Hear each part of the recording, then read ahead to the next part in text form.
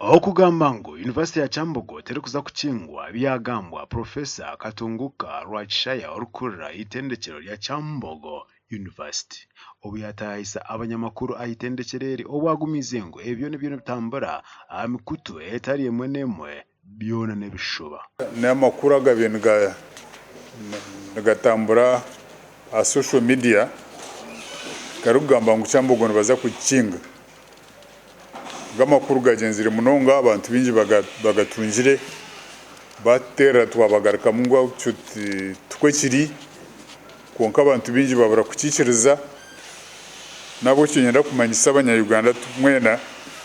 ngo kintecho twekiri university erione yongera kugumiza mune ekora.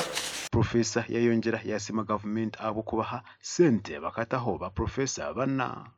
bwanyu yokebaza basare zo kushoma kumungumo yago konja kutungura yo wegise aho mwitendekero eri twenda kwebaza government abo kutesente kutwikiriza promoting abantu abo kuba umuntu yatunge ebirkwetenga kuba nka associate professor mutamuhindura associate professor nchimara mwamani nabwo icyo ninyesiga ngo na promotion zezi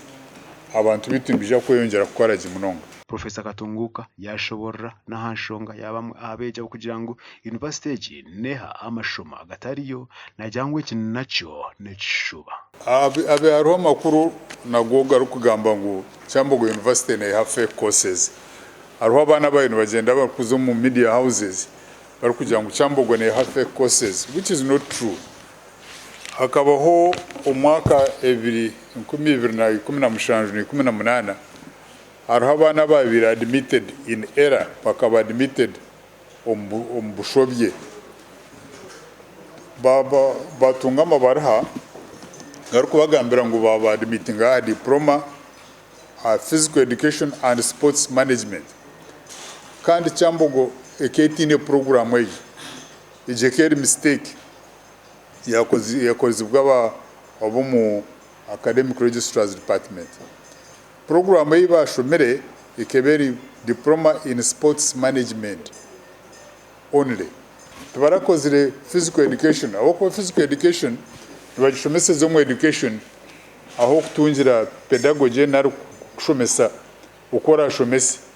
no kora developing content na ibyo tubarabishomera.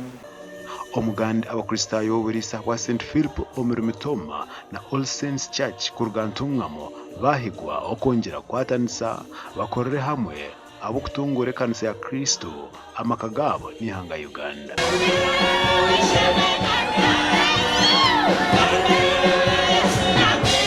Ebinibindi byagambiro akanisa y'oburisa wa St Philip's Church Omurumitoma aba All Saints Church ntungamo babatayiro mwanya ogu kandi amukoro ngo gumwe bashitamisa mukuru w'abakristayo omusya omuntebe. Emeza mitoma yabo umbehereza bwawe ukwereza umwesugwa izina ryawe ryibisiwe nekanisa yawe eyombecho muri Yesu Kristo mukama wetu mukama kwase atitwe eryo mwana eryo mwana kwira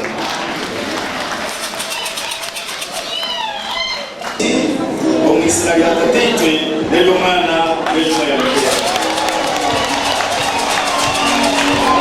akoro mu mugura hanga mwire koraki kora rero wakora ubucegezi ashidiko nakamurengera akakora pastoral work akakora n'ibindi administration rero ndije akazumva yakeshongora amundije buryo mwaka akora umwuga we kanisa negiro guteka ohayo habwo kubasa kuntorana nkaba head of late habwo buri sobu kandi nindagana sabantorana ningashabantorine habwo kubera izoba babantu banyemeka kubasa kuza gukora umurimo gwa mukama. Mukuru w'abakristayo abo busaba deacon wa Mitoma yashaba cyara konye kwatanza n'abashija babo batungure amakagabo akafahata na sivya fasha tunamwema konga timukazo so tweje okwatanza kama akatuletera ebiragiro bibiri kuna mkamaranga wawe n'umutima wawe kuona n'ibyawe byona kandi kuno mutukizi wawe ukuyikuri kuza mu makanisa no maramizo baferirwe abo kubarimo ebintu bingi ebituri kwega mu munda twinemo kukoresa amani twinemo kwiha abana bito mwidara tukaba tumurindi twinemo no kubashabira bikuba mbarumba omukago ogwahera ko mwanya ogu katandika omukwamushanju ko mwaka gwahwire obimitoma etema motoka kuza kutayira abantu ngamo abanabo bagarakamo okuchikora obo